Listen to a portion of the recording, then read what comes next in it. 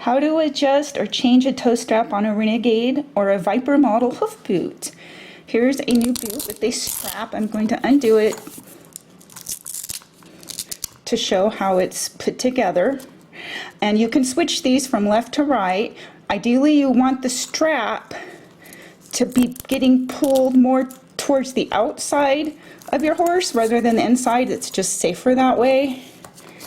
When you do pull the tension on the toe strap, you want to make sure you have an equal amount on each side of the boot, and the ideal amount is about 3/4 of an inch, or for me it's just a finger's width. That's an easy way to check it.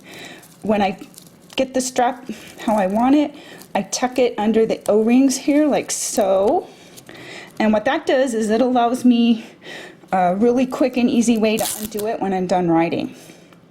The other way to do the O-rings, which is also really easy, is to take a hoof pick, and the O-rings are quite strong, and just move them out of the way like so. And then when I'm finished riding, I like to fold the Velcro back in the position it stays in, because I want it to retain its shape and stay clean. So I don't put the boots away like this, because you're going to end up with the toe straps wearing out much faster that way than if you take care of them.